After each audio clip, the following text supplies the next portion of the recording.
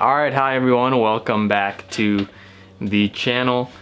Today I want to talk to you guys about something that I feel like isn't really spoken about too much in the manifestation community, and that is talking about what makes you happy as an individual. And I think I want to provide a sort of conversation on this because I see that a lot of people are trying to manifest things that they assume will make them happy, but in reality it doesn't. And when they actually do receive that manifestation, it doesn't really make them feel any different than before. So obviously in our society there's a lot of assumptions that are made revolving around what would make an individual happy, and we know that the biggest assumption is that money will make you happy if you get a lot of money. But there are a plethora of examples that are apparent, where there are many cases where a lot of people are making, a lot of money, six-figure salaries, but maybe they're working a corporate job where they're working like 70, 80 hours a week, and they're just completely burnt out, and they're not happy. They're making a lot of money, but they're not happy. They're buying nice things, but they're not happy.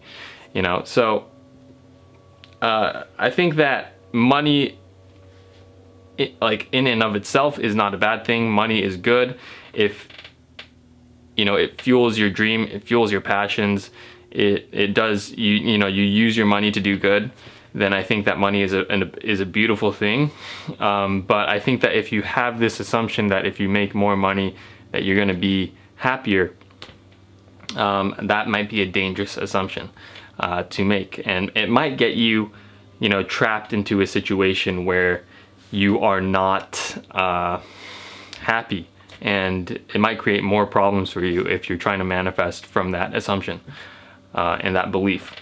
So today I want to talk to you guys about what makes you happy, and I know for me, I've been doing this very recently, doing this exercise of just trying to really look back at my life lived up to this point, and really get down to the bottom of what in all of my life that I've lived thus far, what were those memories that I've had that were the most memorable, and what were the moments in my life where I was the happiest.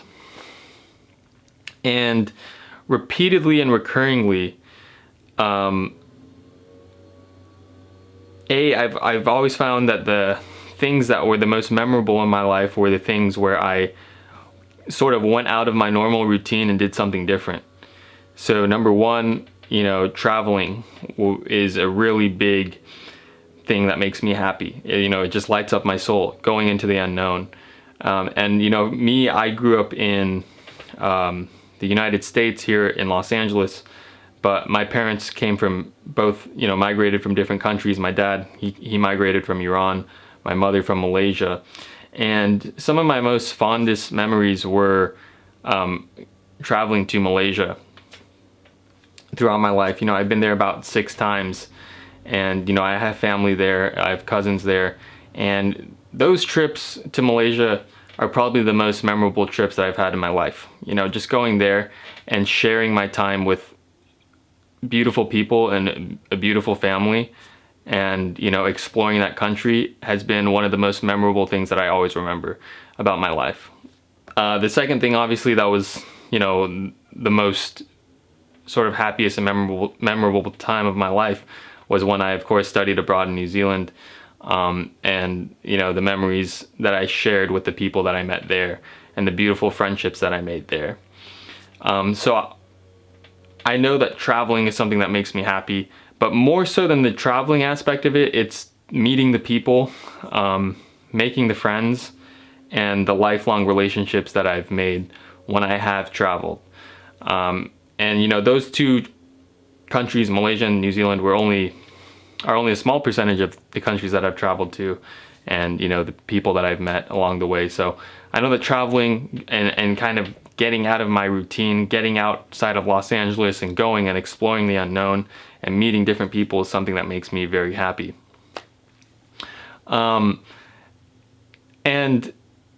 I just want to go off a little side tangent because I've also been reading I just finished reading actually, a really good book called They Call Me Supermensch, and it's an autobiography of a manager in the music industry his name is Shep Gordon. You may or may not have heard of him, but I would highly recommend and encourage you to either watch the documentary about him or read the book. And I'll link the title of that book in the description below.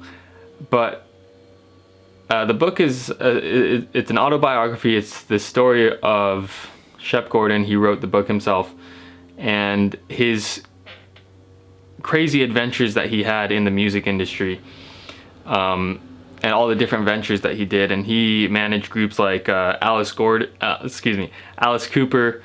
Anne Murray, Teddy Pendergrass, Luther Vandross, among many others.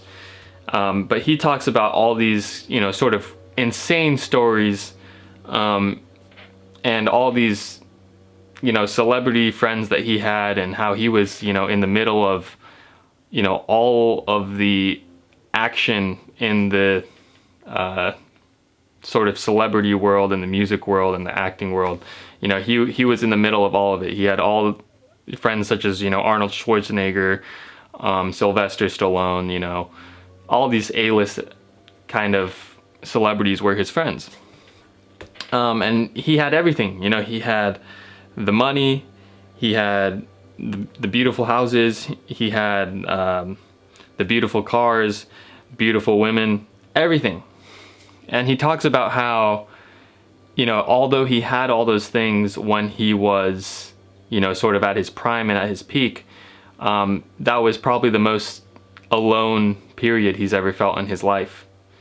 And he talks about how much he struggled with, drug addiction, and he really wasn't taking care of himself at that time. And there's a pivotal moment in his life, in the autobiography that he talks about, where he met what he calls his mentor. And his mentor, it was Roger Verger, which was this world-renowned chef at the time. And he went to this man's restaurant, Roger Verger's restaurant in France. And he's here he's eating this delicious, amazing meal, and he's surrounded in this restaurant by A-list celebrities, Clint Eastwood, people like that.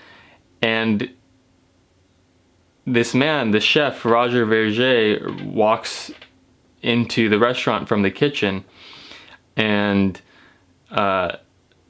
Shep Gordon describes it as this man was just a beam of light. He was the power source of the room, and you could tell that this man was the happiest person out of all the people in the room. And this is a room filled with A-list celebrities. And immediately Shep Gordon, he says to himself, I want to be like that guy.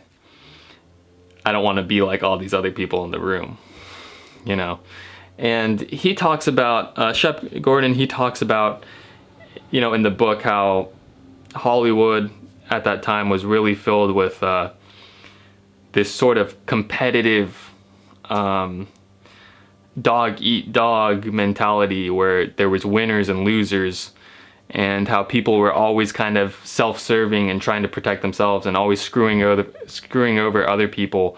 And that was sort of the environment that he was in. And although he had attained success for himself at that time in his life, and he had the status, the recognition, the money, the fame, and all this stuff, he still wasn't happy, and he still felt very alone. He didn't have a family, he didn't have anything like that in his life. And he talks about how he met this man, Roger Verger, and Verger radically shifted his view of what happiness was. And this man, Roger Verger, his whole philosophy was to serve other people, right? Everything that Verger did was to make sure that other people felt good, to make sure that other people feel like they're the most important person in the room. And he did all of that in his restaurant, through the meals that he served, and how he treated his customers in his restaurant. And wherever he went around the world, when he went on tours and he cooked for people, you know, it was his joy of serving other people and giving other people the best food that they've ever eaten in their lives. That was where he got his joy from, and that's why he radiated so much happiness. And you know, I can go on and on about this book, but also in the book, Shep Gordon later in his life met the Dalai Lama through a series of incidences, and for a short time he was traveling with the Dalai Lama, you know, because the Dalai Lama, he travels all over the world and gives talks and things like that and serves other people. And Shep Gordon describes the same thing to the Dalai Lama was, you know, Shep says, just a beam of light. Again, just this guy who was just always so happy, so blissful. And he largely knew it was because the Dalai Lama has devoted his life to serving other people, helping other people, making other people feel good about themselves. And Shep, you know, at this time in his life, he was getting a little older, 50s, 60s, you know, it started to click to him that the key to happiness is to serve other people and to make other people feel good about themselves and to empower other people. And, you know, I think if you really look at what all religions say, what all the religions say, what the key to happiness is, there is a consensus among most of them that the key to happiness is compassion and serving other people and making other people feel good about themselves. And that is a radically different mindset shift or paradigm than most of Western philosophy of competition, of winners and losers, of screwing other people over and serving yourself, and all that we're also accustomed to. And I think, you know, most of us, if you're watching this video, that's sort of the society that we've grown up in. That's the sort of the society that we live in. That's maybe sort of the game that you've been playing. But for me personally, I know that the happiest times in my life were when I helped someone else out and I made someone else feel good about themselves. You know, those are always the most memorable times in my life because those moments nourish your soul. When you reach out and you help someone who needs some help. I love to give advice to people. I love to help people who are in you know, a situation where they do need some help or some advice or some words to get them through. You know, I love to do that. And, you know, now it's becoming a lot clearer to me that the key to happiness is serving other people. It is living a life where you devote yourself to serving other people in whatever way that may be. But yeah, I think for me now in this stage of my life, I'm really refining this art and, you know, using my talents and abilities to really figure out how I can serve the most people. And definitely this YouTube channel will play a role in that. But there are so many different avenues and ways and creative ideas that now I'm sort of playing with to really expand this concept of serving other people and making other people feel good about themselves. Because I do think, you know, this world that we've grown up in, there is a lot of suffering, there is a lot of misery, there is a lot of, you know, disrespect and things like that I've come across. And if I can do something to, you know, make people feel more empowered and feel good about themselves, you know, I know that I'm on my purpose in doing what I'm here to do.